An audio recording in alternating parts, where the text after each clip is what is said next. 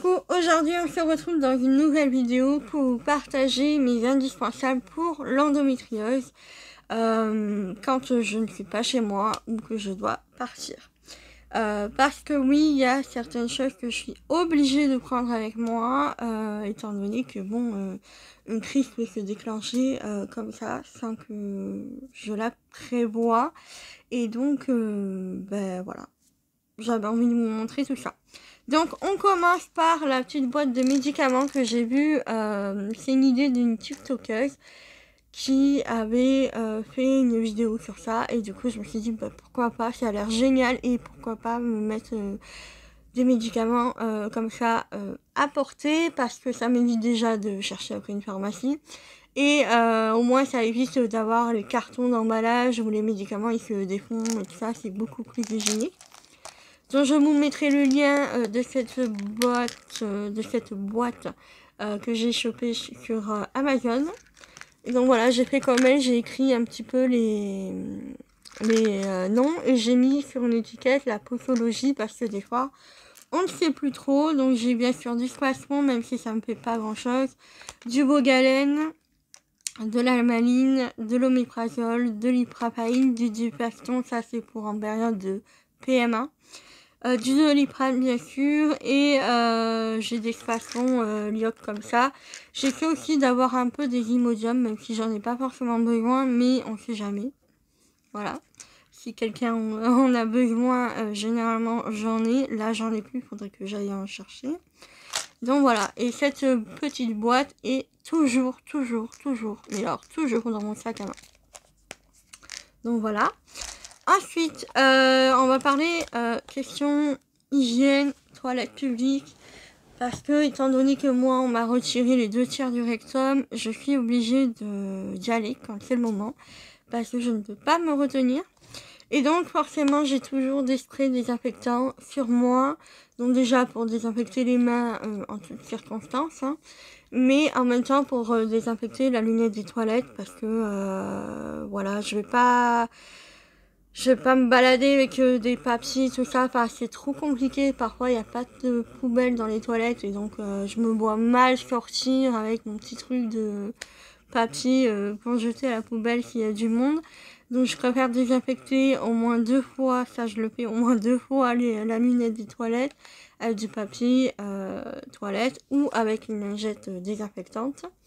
Voilà. Et donc, ça, je l'utilise tout le temps. Dès que j'ai besoin d'aller aux toilettes publiques, parce que voilà, on ne sait pas toutes les maladies qui traînent ou toutes les hygiènes des gens, on ne sait pas, donc voilà.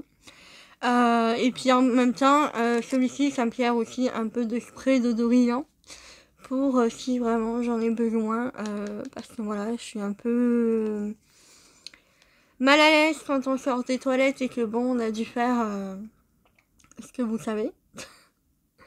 Mais en même temps, voilà, je peux pas me retenir, donc c'est voilà, c'est comme ceux qui ont la maladie de Crohn. Bah, force à vous aussi, parce que c'est pas évident non plus. C'est comme ceux qui ont des stomies, des fois, bah voilà, il peut avoir des odeurs ou autre, donc c'est compliqué, mais force à vous, vraiment, force à vous. Donc voilà, j'ai ça aussi. J'emmène toujours des mouchoirs et surtout, j'essaie d'avoir ça dans mon sac à main. Donc, c'est des papiers toilettes humides. Et ça, je m'en sers beaucoup plus quand j'ai des périodes, à la période des règles. Je me sens mieux quand je me nettoie avec ça qu'avec du papier, voilà. Donc voilà. Et question hygiène, donc j'ai toujours aussi quand même des serviettes périodiques au cas où. Mais généralement, j'ai toujours aussi une culotte de règles dans mon sac à main. Voilà, qui est pliée dans une pochette et tout ça. Donc celles-ci, elles viennent de chez Puralia, donc le site Puralia. J'avais obtenu 5 culottes pour, je crois, 40 €, un truc comme ça. Ça fait un moment que je les ai, elles tiennent vraiment bien le coup. Le seul truc, c'est qu'il faut pas les mettre dans un sèche-linge et il faut pas utiliser d'adoucissant. Donc moi, je les nettoie déjà à l'eau normale. Et après, je les mets dans la machine, lessive et vinaigre blanc. Comme ça désinfecte bien. Et je suis tranquille et ça fait des années que je les ai. Elles sont vraiment top. J'en ai acheté aussi chez Auchan. Elles sont bien, mais pour moi, c'est pas les meilleures. Vraiment, pour moi, ça reste celle-ci mes préférées quand j'ai un gros flux. Ensuite, bien sûr, tout ce qui est bouillotte, donc j'en ai pas mal des bouillottes. J'ai une bouillotte sèche comme ça.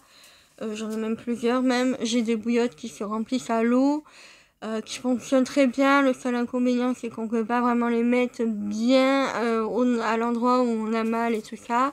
Celle-ci, c'est plutôt assez sympa quand on a des douleurs et que je peux vraiment cibler la douleur complètement.